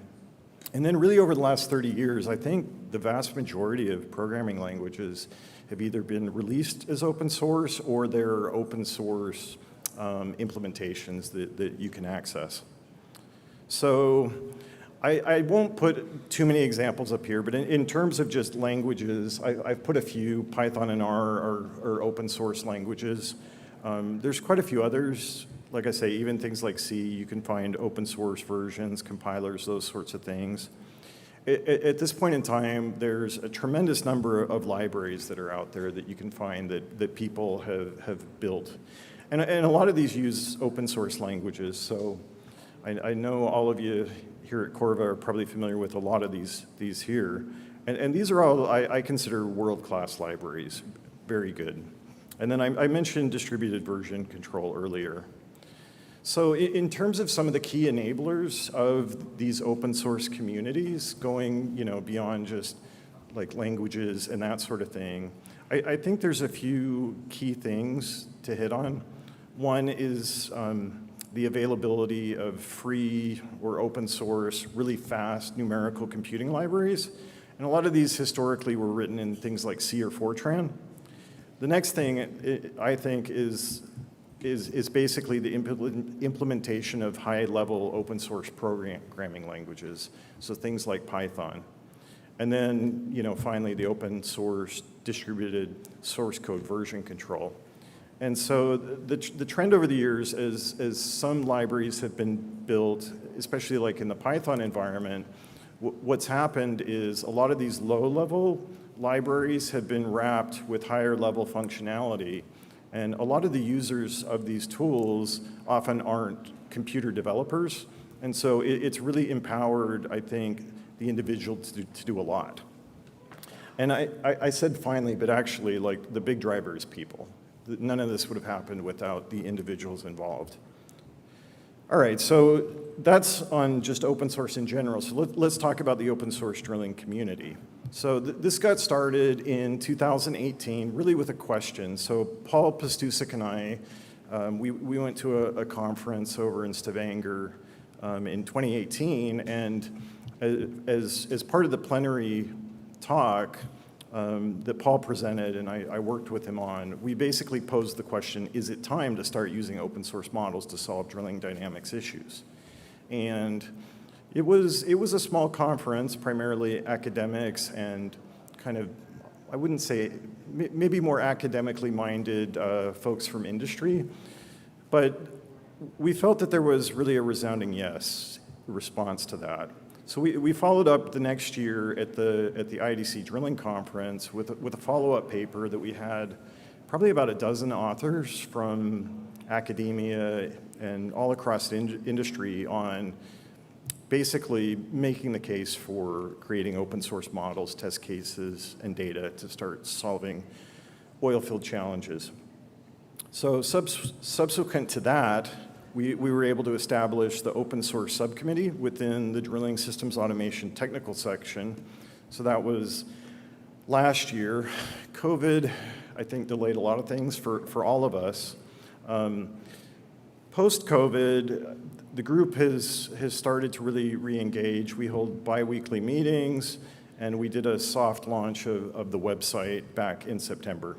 So open source drilling community is kind of the name that is stuck, or OSDC. So a little bit about the steering committee. So, in terms of ExxonMobil, we initially challenged the industry, and we've managed to gather SMEs from really all across the industry, from operators, service companies, and academia to take part. University of Calgary, they're currently hosting the website, and the repo is being managed through GitHub. And so to date, we're still very early, but we've had models that have been contributed from University of Calgary, Texas A&M, Scientific Drilling, Norse, which is over in Norway, and then ExxonMobil. We've also contributed a torsional axial model, and there will be more coming. So I'll talk a little bit about the drilling process. I think I'll skip through this slide real quick that Paul had, but this is to try to just motivate, like, why do we want to do this? What are some of the issues that we want to get at? So, I think a lot of us are familiar with the drilling process and some of the physics of drilling. Obviously, when we plan wells, we do a lot of engineering analysis in the planning stage, to make sure that everything is going to be spec'd so that we can drill the well. But, as we drill, there's a number of issues that we can run into. And so I've shown some of these here on this slide. Let's see if any of these have started to play. I don't know, it looks like the videos aren't going to play. So we will skip the videos. That's fine. What I would have showed you is examples over here. This video up here shows basically really severe axial vibrations that you can see in the hook load. This actually just is going crazy. So that's one mode of vibration that can be really damaging during the drilling process. Torsional vibrations are other ones. Some of the really bad ones that actually, maybe I can click on these and play. Or not. I don't use computers with apples on them usually, so I'm sorry. Yeah, so some of these other videos, what they would show are things like whirl vibration. So whirl can look kind of like a jump rope motion as the string is rotating. And when it gets really bad, you can run into something called backwards whirl, where it starts interacting with the borehole and it starts forming almost like a gear-shaped pattern. Really damaging, really dangerous, and we break things when these things become really severe. Let's see, let's click through all this. So I won't spend a lot of time on this slide, but this is more just some example of modeling. The image in the center here is an example of the model that Rajat Dixit, who's with ExxonMobil, contributed to the initiative. So this is just kind of an image showing what the model looks like. So in this case, we're modeling the string from really the top drive all the way to the bit using a certain amount of fidelity. In this case, it's a lump parameter model. And so, but in terms of modeling, we're really important we're very interested in what happens at component levels, so tools. We're interested in what happens at the surface with the control systems.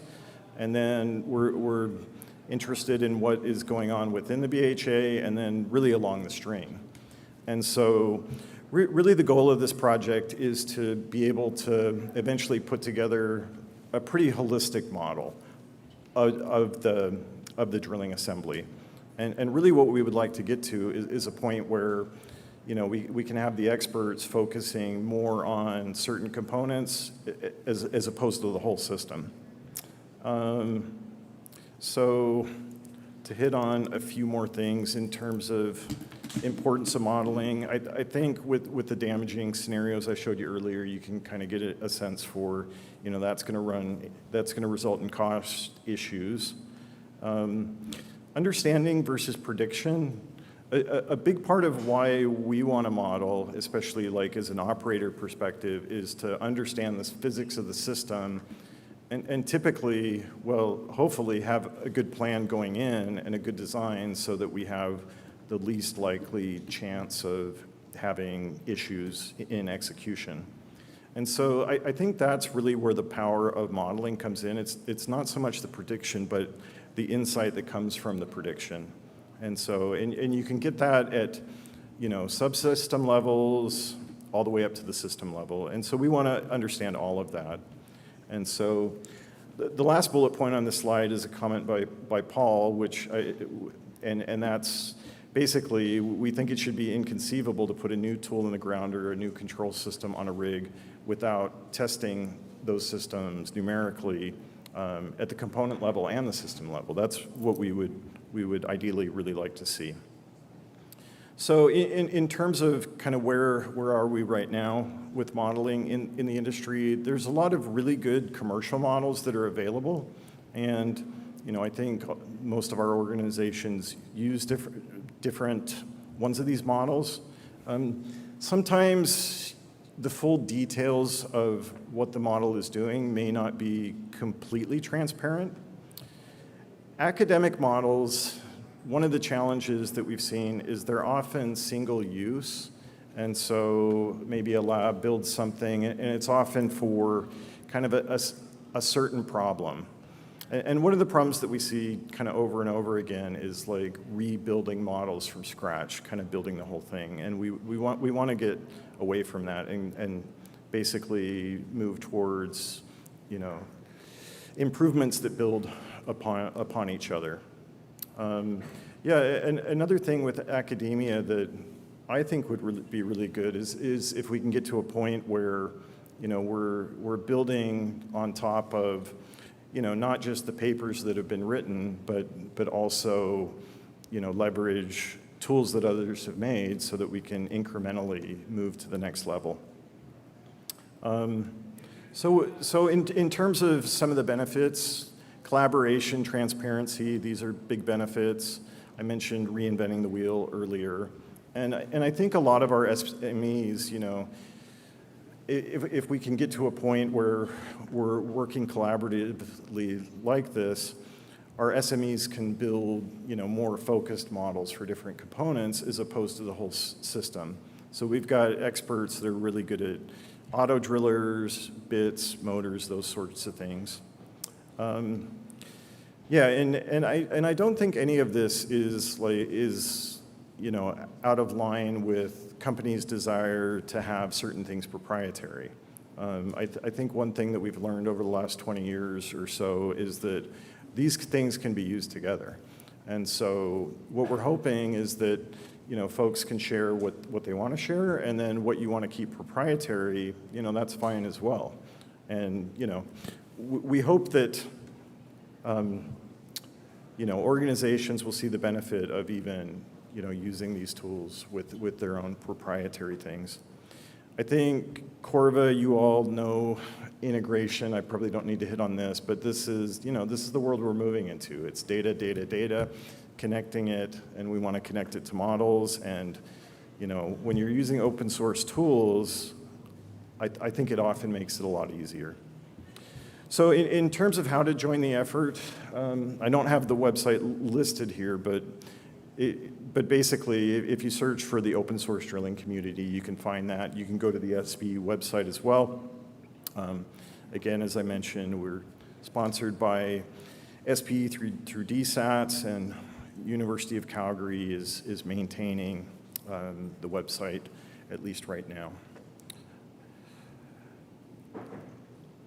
So a little bit more on, I guess, joining the effort and where we think this is going. So we'll be setting up processes for folks to submit models to the effort. I think right now the intention is to prioritized models that are based on peer-reviewed literature. But any models that'll be submitted, we'll set up a way to vet them through running benchmarks and those sorts of things. Yeah. So with that, do you have any questions? Chris said he's going to walk around with the mic, so. Open it up for questions. Okay. Greg, thanks a lot. Really enjoyed that talk, especially the look back into history. I always like seeing how things began and how they evolved. So is there actually data available today, downhole data, surface data for drilling dynamics that somebody could go to and download and use to their own device? So I can't speak very confidently in that. I know that there is, and I know that, you know, our organization, we're internally talking about that. You know, how can we better enable these sorts of things? And, you know, and I think one of the struggles for a lot of folks, especially in academia, has been like not having access to data. And so we think it's really important. And I know there are organizations where data has been released, but we're actively asking for data. Any other questions?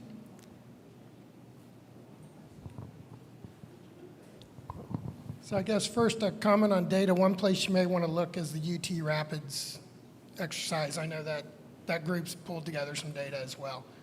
I don't remember all the rules and what you can use and all that, but I guess can you expand a little more on your comment about open models, proprietary code? Seems kind of like a dichotomy there, so can you expand a little more what you mean there? Yeah, okay. It was probably this slide. Yep. So this isn't a new problem. This is, you know, this is something that has been it's been a topic that a lot of organizations have been interested in, and there's basically what it comes down to is when something is quote unquote open source, it's always licensed in some capacity, and so there's a number of different license types that typically get issued, and if you go to that. I forget the name of it, but the group that maintains their definition of open source, they can give you a list of different model or different license types. And basically the way it works is some of them are very permissive and they don't restrict you. Like if you take this code here and you plug it into something that you're doing, if you do it in certain ways, you won't violate the license. And so like I say, that's probably as good of an answer I can give you on that. It's basically, it is possible, and you know, at least for this effort, we want that to be a possibility. We want people to be able to use these things and reuse them. And I think I misunderstood, because I thought you were saying the math model's open, the code's proprietary, and I'm like, what good does that do you, right? oh no. I know the math. Yeah. It's not a big deal anymore. No, yeah. So for this, yeah. I mean, the source code will be published, but you know, so long as organizations agree to release it and you know do it under the terms that their departments agree with. Question from Deep. Great talk, Greg.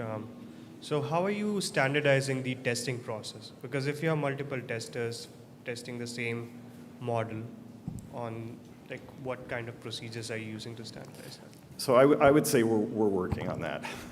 So, but that's going to be really important, right? And I think you all can probably appreciate the importance of testing code, right?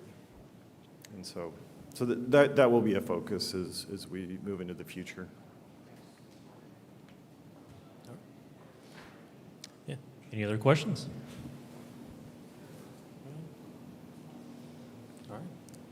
over here.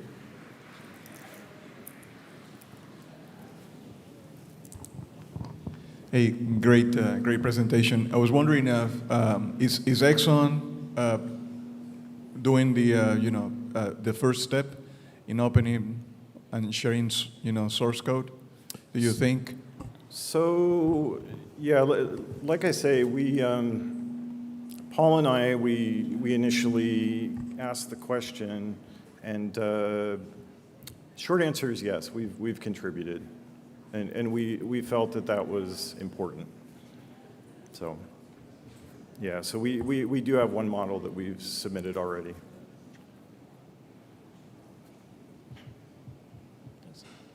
Mr. Curtis. I'll ask one last question. In the minute or two we have left, Greg, did you say the ExxonMobil model that was contributed was axial torsional? Maybe could you just talk a little bit about what it's intended to be used for? So you're putting me on the spot.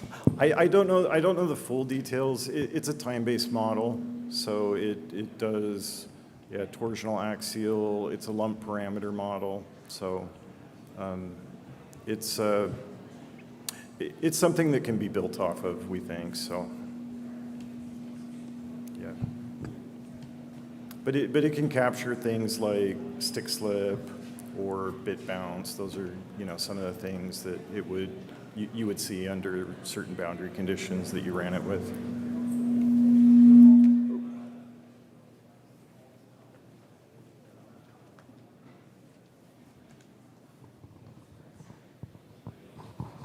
Is the eventual plan to have like a single package or library that someone can use, or individual models, and let people build libraries?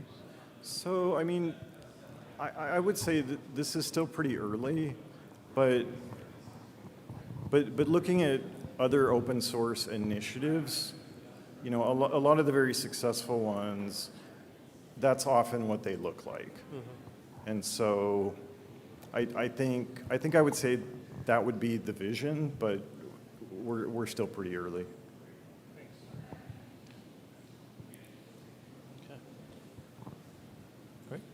Any other questions? Going once? Going twice? All right, Mr. Greg, thank you very much for a great presentation. Thank you. All right, everyone, please be sure to stick around. We're about to do the raffle for the prizes, and then we'll be meeting next door.